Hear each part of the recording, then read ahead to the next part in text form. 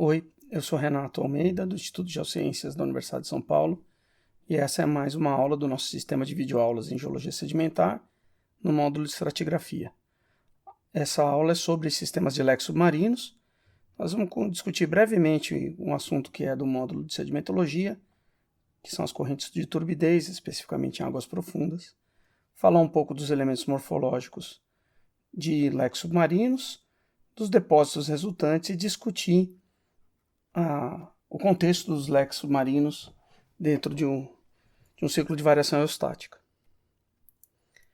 As correntes de turbidez é um tema que a gente já viu em sedimentologia, no módulo de sedimentologia, e é basicamente um transporte de uma massa de água com densidade maior do que a água circundante. Essa densidade maior é causada pela presença de sedimento em suspensão. Então, com um declive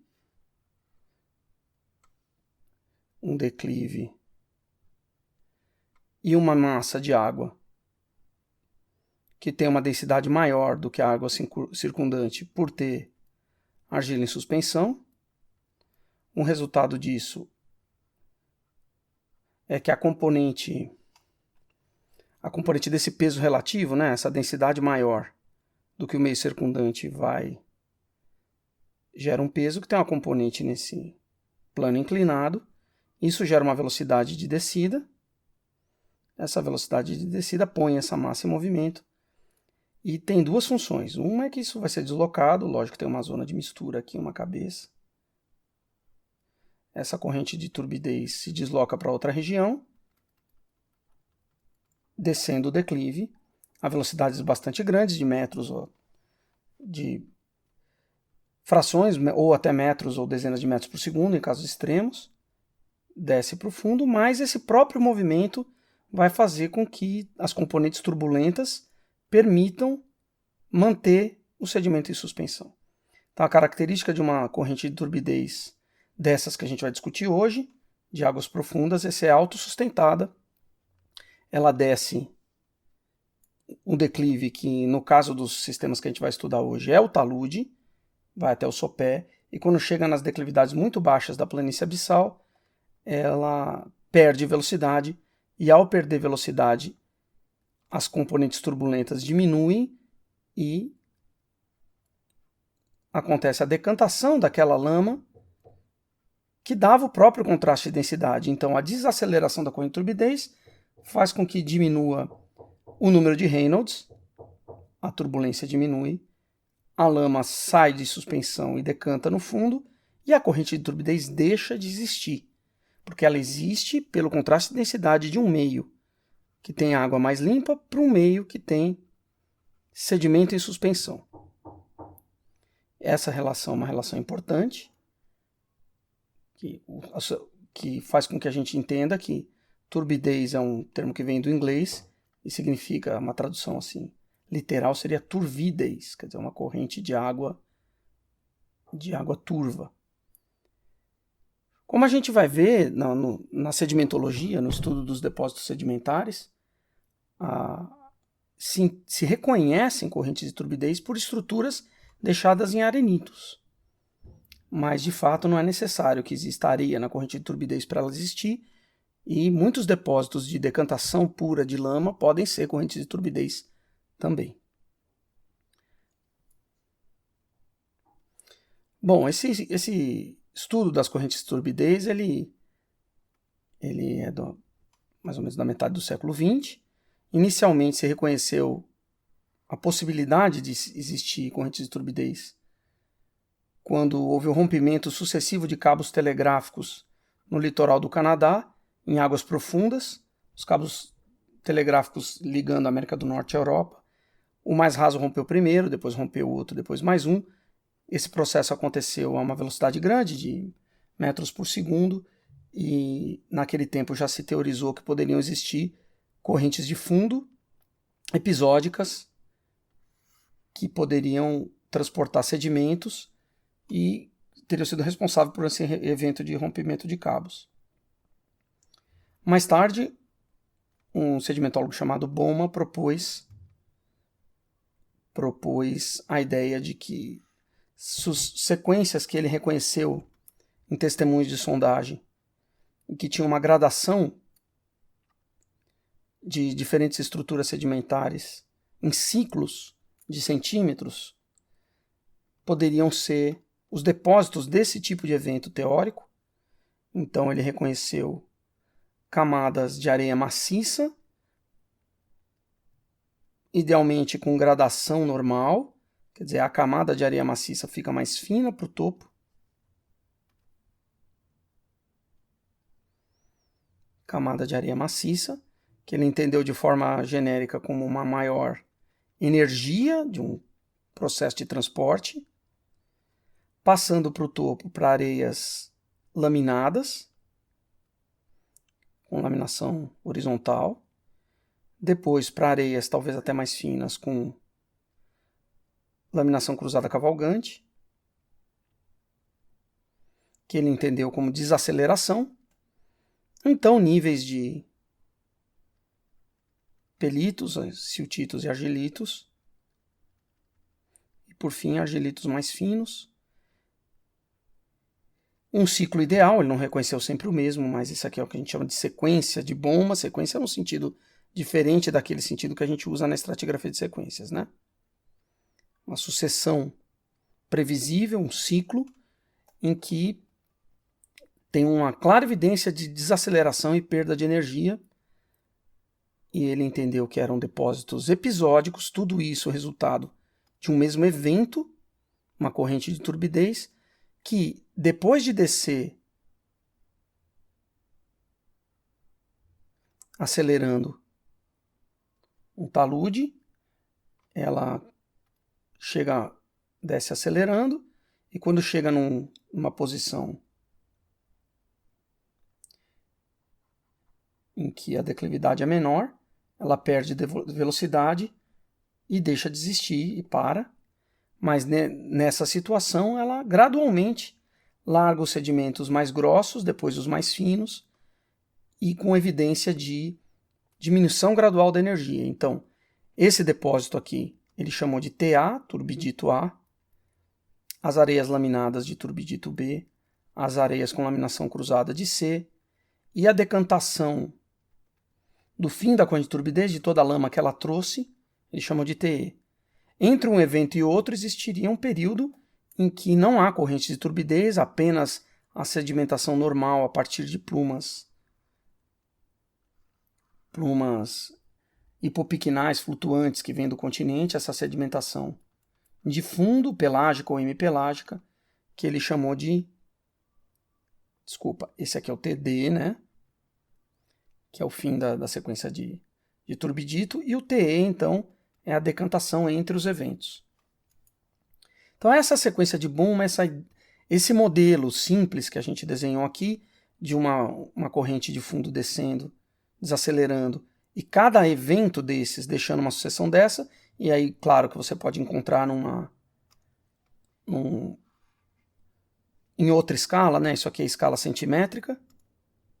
Então vamos dizer aqui, por exemplo, 8 centímetros aqui.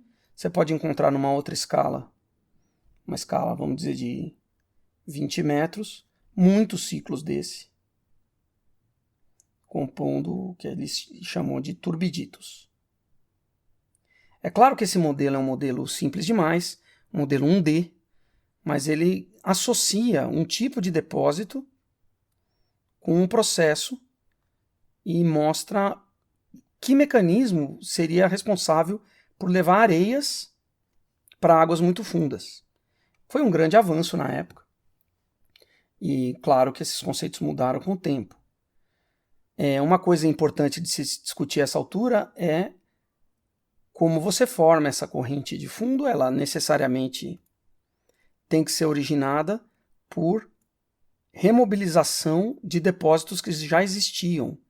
Então não é possível para rios normais, que não tem um evento catastrófico, que a desembocadura do rio gere uma corrente mais densa do que a água do mar.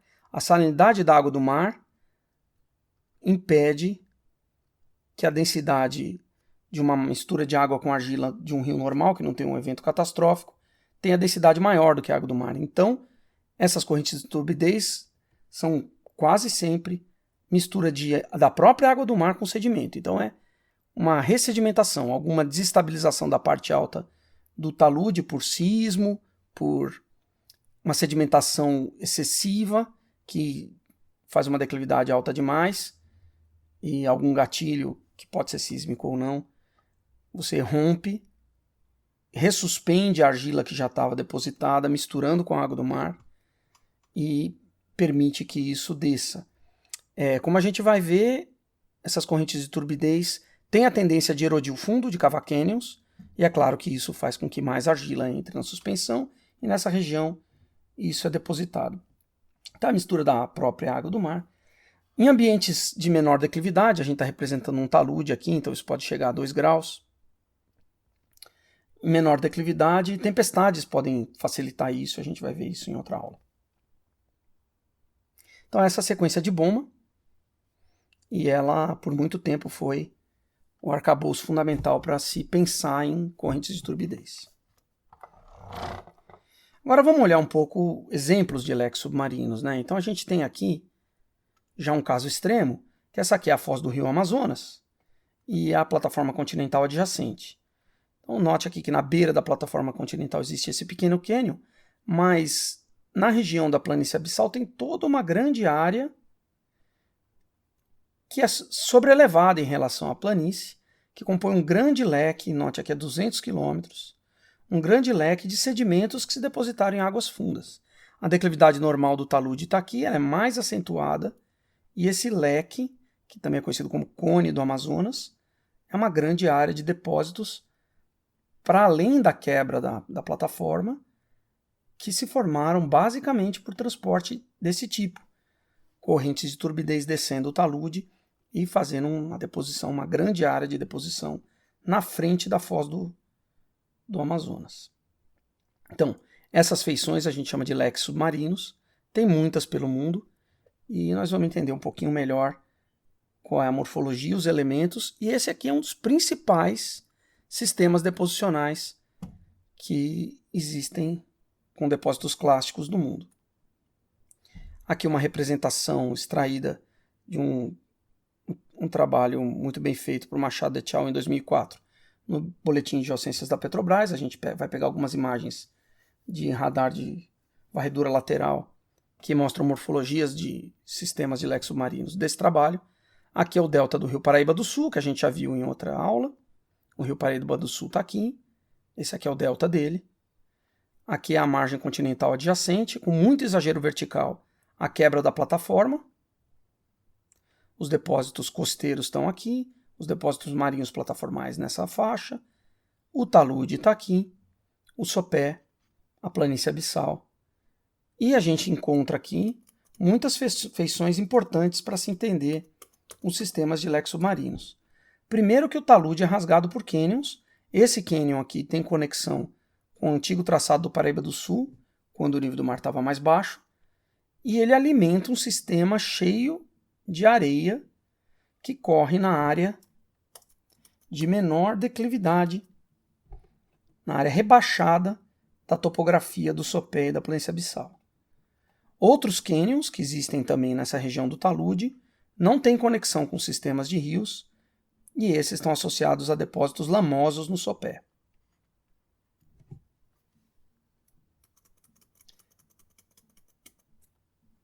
Então aqui um detalhe, esses cânions sem conexão com paleossistemas fluviais que atravessavam o que hoje é a plataforma. E o de Almirante Câmara, particularmente, é um cânion que corta o talude, que era alimentado, então os depósitos do delta final do Paraíba do Sul eram muito próximos à margem da plataforma, retrabalhamento costeiro e tal, mas essas areias tomaram parte das correntes de turbidez, desceram o cânion também, a corrente de turbidez erodindo depósitos anteriores do talude, ganhando mais lama em suspensão, e isso permitiu que o sistema arenoso se espalhasse a grandes distâncias, de centenas de quilômetros, muitas dezenas de quilômetros, aqui não chega a centenas, mas não representou o fim, enquanto que os eventos de fluxos de gravidade, não só correntes de turbidez, mas também fluxos de massa, que não tem areia, viram depósitos de decantação compondo um sopé aqui na beira do talude. Então, correntes de turbidez sem areia, difíceis de diagnosticar sedimentologicamente, sem a sequência de Bowman, mas o transporte foi por corrente de turbidez e, como só tinha lama e suspensão, o depósito final é lama decantada.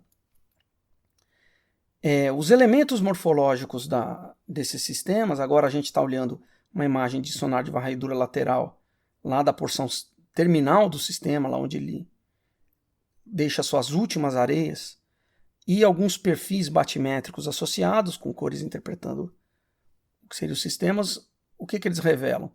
Que, cortando o talude e também o sopé e depois na porção final, essa região em que correm as correntes de turbidez é uma região rebaixada, como se fosse um vale, que ele designou de calha, uma região rebaixada, e as correntes de turbidez, por serem fluxos gravitacionais, vão querer ir para as áreas mais baixas, descem conforme a declividade.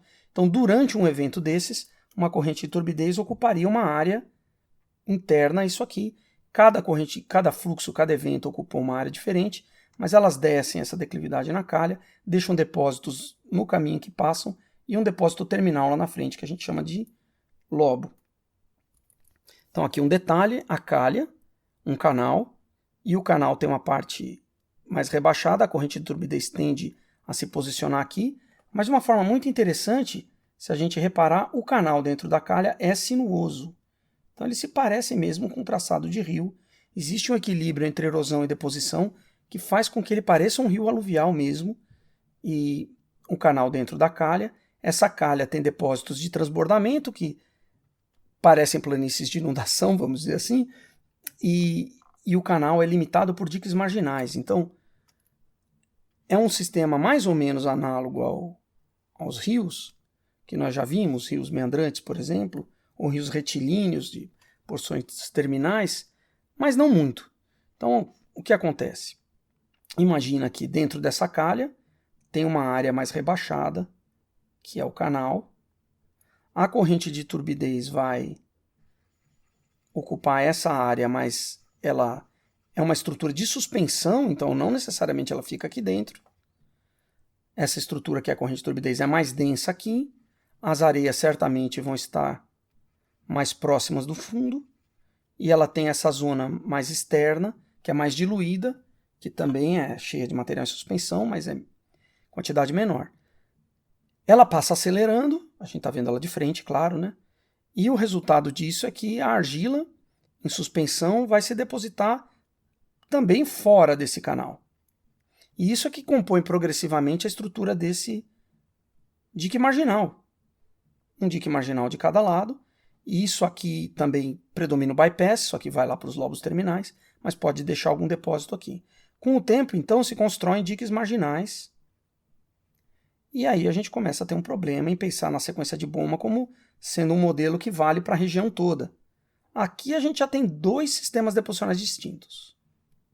Tem um sistema de agradação de depósitos de canal, que certamente vai ter uma concentração maior das areias que eram suspensão mais lá no fundo, e depósito de dique marginal, que vai ter uma concentração maior das lamas que estavam em suspensão e mais alta e transbordaram aqui para fora do canal. De fato, aqui tem depósitos mais arenosos, a gente já vai ver que cara eles têm, e aqui tem depósitos de intercalação lama-areia, que também a gente vai ver que cara tem. Então esse é um modelo de agradação de um canal que vai acontecer dentro dessa região da calha. Dentro da região da calha, então existe o canal e as faces que transbordam dele, que são mais finas. Também na região distal vai acontecer um processo parecido, porque é a região de desaceleração, então tudo que desceu em alta velocidade pelo canal dentro da calha tende a desacelerar quando chega nessa região, e a deposição vai se dar de uma forma que não é muito diferente dos sistemas deltaicos que a gente viu, ou da avulsão de canais. Cada evento desses tem a tendência de, ao descer, ocupar uma rota que não foi ocupada pelo anterior e deixar um depósito lá no fim. Por que ele ocupa uma rota que não foi ocupada? Porque cada um deixa depósitos. Portanto, a região que acabou de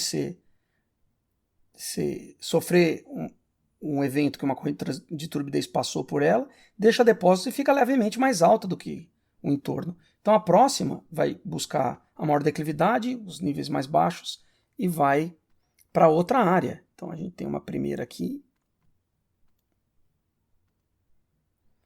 pensando que uma primeira corrente de turbidez percorreu esse pedaço e deixou esse depósito terminal por desaceleração. A próxima não vai querer fazer isso.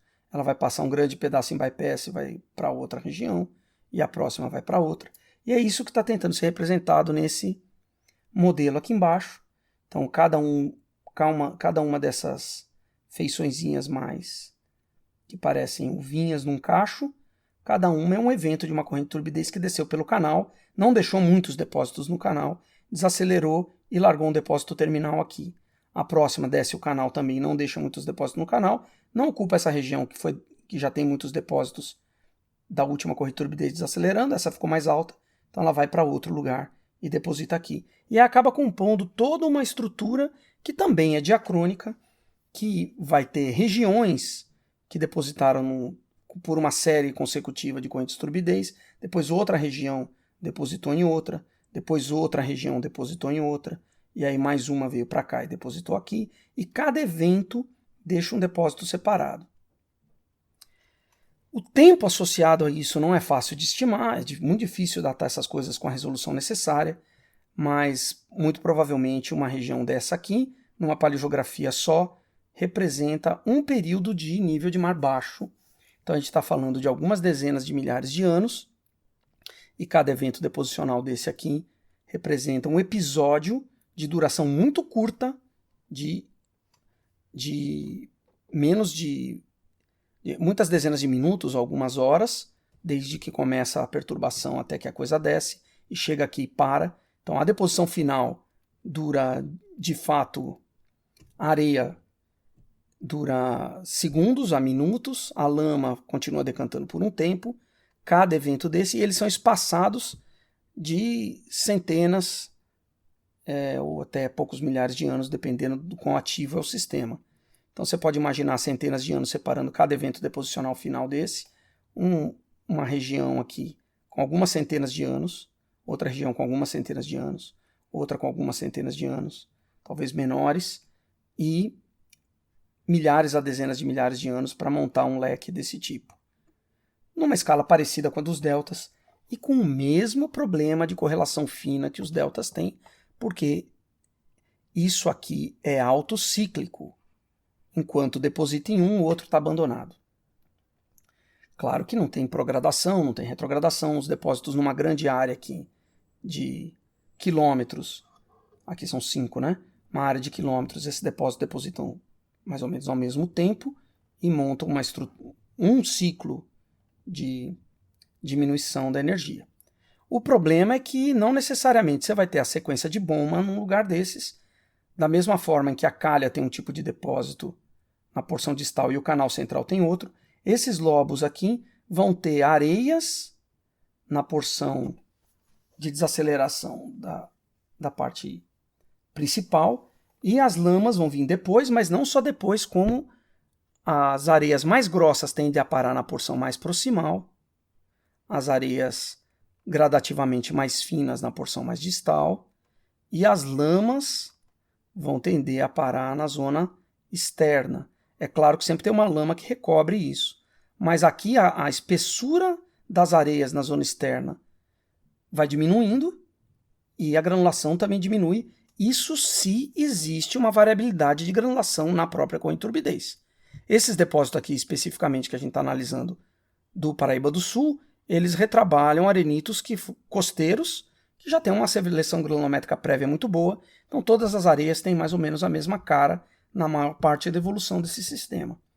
Então, como não tem variação de granulação, na corrente de turbidez você não encontra essa gradação aqui. Mas essa gradação em outros lugares é bem marcada e é o que um sedimentólogo chamado Muti descreve dizendo, enfatizando, ao contrário do Bowman, a distribuição horizontal da granulação e das faces num mesmo evento.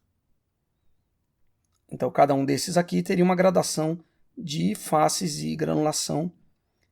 Para o distal, as lamas concentradas na região mais distal ainda, as areias cada vez mais grossas, com estruturas sedimentares de maior energia no proximal e menor energia no distal. O Bowman enfatizou o vertical também acontece.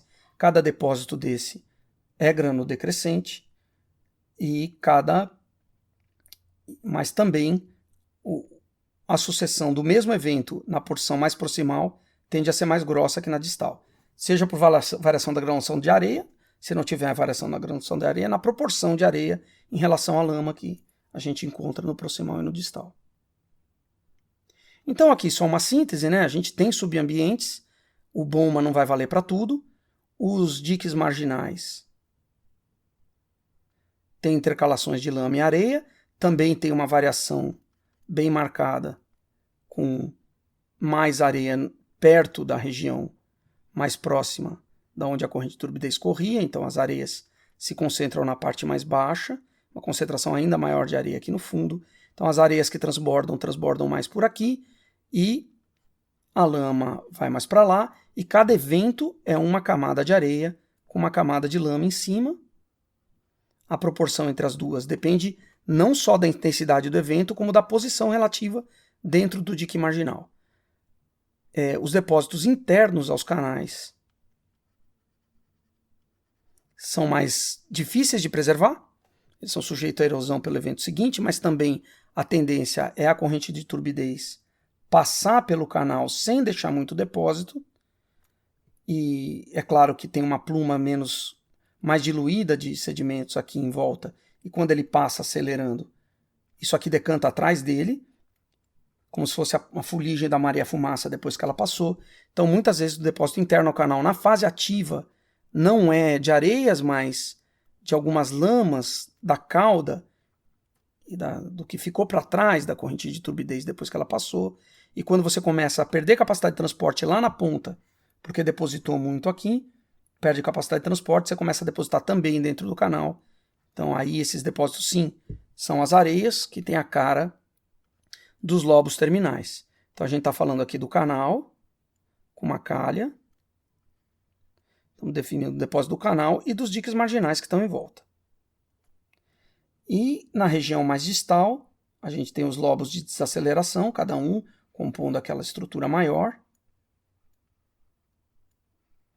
E esses lobos aqui, eles são bastante arenosos. Então aqui você vai ter mais areia, a gente está fazendo em laranja. Vai ter seções com mais areia, com aquela tendência à gradação normal, a diminuir a granulação para o topo, e só as laminhas de abandono em cima delas. Então essa variação lama-areia, ela é tanto vertical quanto também em distância. Você vai ter mais areias nas porções proximais de cada evento e menos areia lá nas franjas distais, que vão passar com a distância a deposição apenas de lama, mas ainda com alguma declividade. Então, essa estrutura inteira é o leque em si, ele tende a ter uma declividade radial para fora, e aqui lamas, as areias aumentando, e esses lobos aqui com teores maiores de areia. É possível ter uma seção com vários eventos em que predomina areia e quase não tem lama nessa região dos lobos. Areia, areia, areia. E isso compõe reservatórios importantes pela alta permeabilidade dessas areias, reservatórios importantes de hidrocarboneto nesses ambientes. E o petróleo brasileiro, nos níveis de pós-sal, na Bacia de Campos, por exemplo, é todo nesse tipo de ambiente, onde predominam os lobos distais de leques submarinos de correntes de turbidez. Então aqui, olhando um pouco a cara dos depósitos, isso aqui é um exemplo bem marcante de gradação normal. Não é granodecrescência porque é interno a uma camada, isso aqui é uma camada apenas, com a base cheia de estruturas de sobrecarga, porque esse sedimento ainda estava mole quando o de cima veio. Então, areias mais grossas passando a areias mais finas. Isso tudo é um evento deposicional só, em que a corrente de turbidez vinha acelerando, passou por aqui já na fase deposicional. Tudo isso esteve em suspensão e decantou rápido demais. A corrente não manteve a velocidade por tempo bastante para gerar formas de leito. Ripples, por exemplo, dunas nem pensar. A velocidade era rapidamente declinante, então a areia sai da suspensão e logo deposita e fica com essa cara de areia mais grossa embaixo, areia mais fina em cima, que é a gradação normal. Os leitos planos foram pensados pelo Bowman como análogos a regime de fluxo superior, e é possível que sejam mesmo. Não é fácil entender regime de fluxo com essas colunas d'água em águas profundas, não é uma questão tão simples pensar na analogia com os experimentos de laboratório, mas aparentemente isso aqui se sucede a isso. Em laboratório já é difícil fazer isso, porque as correntes de turbidez de laboratório duram muito pouco tempo, não tem steady flow. Quanto mais falar em ripples, com laminação cruzada interna e cavalgamento, que é uma estrutura, como a gente sabe dos módulos de sedimentologia, é uma estrutura de um fluxo constante que mantém a velocidade por minutos para permitir a formação de uma cadeia de ripples e, ao mesmo tempo, tem uma desaceleração, uma fuga de areia que estava em suspensão passando para a carga de fundo, que faz com que uma suba na outra e cavalgue. Em ambientes lexo-submarinos, no modelo original do Bowman, isso aqui é tido como o TC. Então seria a desaceleração da corrente de turbidez.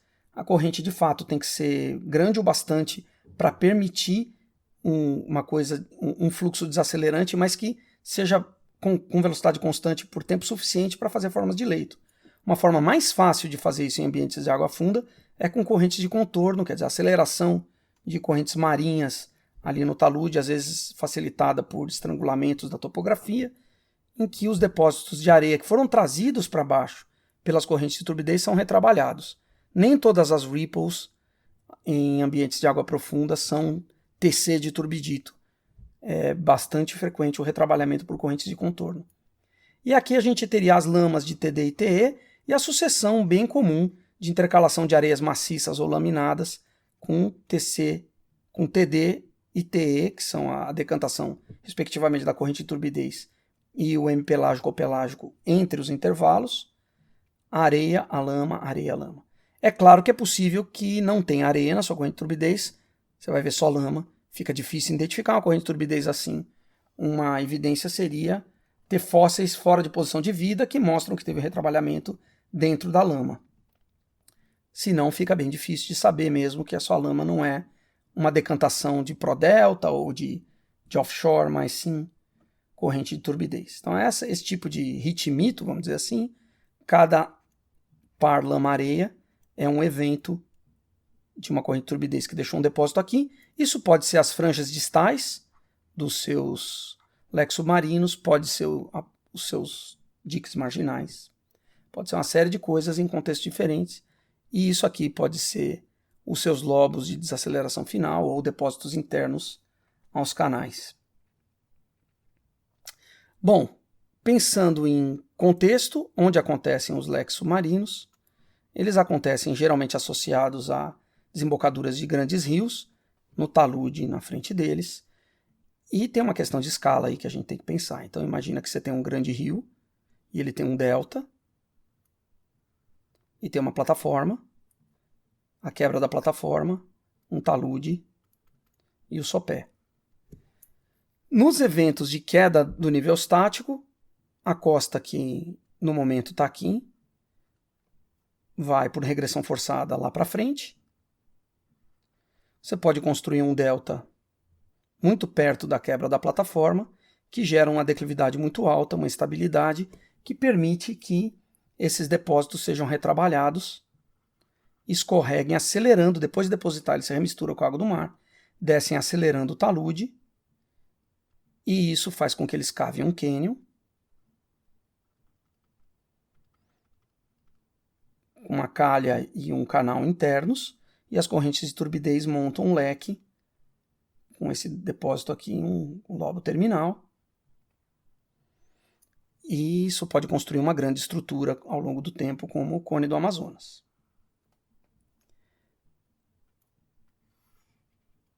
Uma coisa importante de se imaginar é que diferentes tamanhos de rios têm diferentes escalas de leques submarinos associados. Então o Amazonas tem um Cone do Amazonas que é de uma escala de centenas de quilômetros, e isso está relacionado ao tamanho do rio, assim como o Brahmaputra.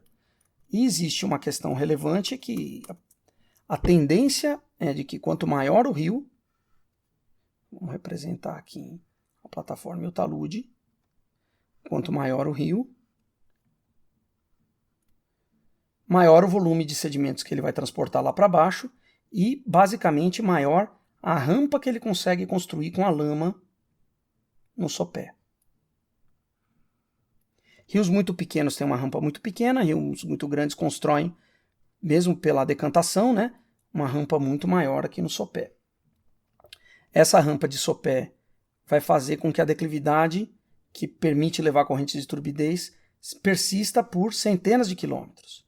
Então, o leque submarino do Brahmaputra, ele consegue levar muitas centenas de quilômetros, vamos pôr aqui uma escala teórica, 500 quilômetros de transporte de canal e calha para gerar um lobo deposicional só lá na frente. Quanto maior o rio, mais longe ele consegue fazer o lobo deposicional dele. Agora, se o rio for menor, essa rampa vai ser muito menor e os leques ficam cada vez mais perto da estrutura do talude. Então imagina agora um rio bem menor que esse,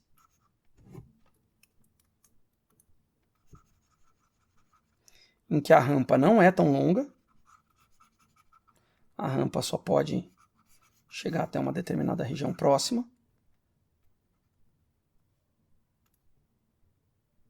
Uma rampinha pequena, e o depósito do leque submarino vai acontecer aqui. Então isso é uma tendência aqui. Quanto maior o rio, mais longe ficam os lobos terminais dele. E tem exemplos de leques muito pequenos, em sistemas muito grossos, em que a escala desse sistema aqui é perto de 1 quilômetro. Bem cascalhento, com declividade alta. Pode ser um leque de um rio pequeno no mar ou num lago. Esse outro aqui a gente já diminuiu a escala. Então a escala é importante, a escala muda as coisas. O leque não vai crescendo necessariamente de uma forma homogênea, mantendo a forma. Ele vai, na verdade, deslocar os lobos terminais para regiões mais distais. Agora, como um item bastante importante, a gente vai entender o contexto num ciclo de variação eostática. Então, isso aqui é o nosso amigo delta do Mississippi. E no delta do Mississippi, a gente tem uma plataforma continental e um talude. Tem alguma deformação aqui do fundo, essa rugosidade aqui são domos de sal que fazem, mas a gente pode ver que hoje o lobo ativo progrado aqui está chegando perto da margem da plataforma. Aqueles lobos abandonados que foram retrabalhados estão aqui, que a gente já viu na aula de deltas. Mas a gente pode notar que o cânion principal está aqui deslocado. O que isso significa? Que quando o nível do mar estava baixo, esse delta não tinha sido construído ainda, e o rio Mississippi corria numa posição aqui, largava os depósitos dele aqui, permitiu que se construísse esse cânion, e os depósitos de água profunda se espalham por uma região grande, na verdade, né? Então, os leques submarinos hoje estão praticamente inativos, não se observam quase correntes de turbidez em nenhum lugar ativas no mundo em grande escala, mas no último estágio de nível de mar baixo, todos eles estavam muito ativos. A maior parte dos leques submarinos do mundo hoje está recoberta por um depósito de decantação, é como se eles estivessem empoeirando, mas em eventos de nível de mar baixo, você tem séries de correntes de turbidez acontecendo com alta frequência que deixam esses depósitos. Então, se a gente voltar para os nossos modelos de estratigrafia de sequência, agora a gente tem que ver que essa geometria simplificada de clinoformas progradando, retrogradando, ela funciona nos estágios de mar alto e transgressivo, mais ou menos, mas nos estágios de mar baixo a gente representou isso dessa forma, quando de fato o que acontece é que há erosão do talude e sistemas de leques submarinos. que tem uma geometria distinta dessa.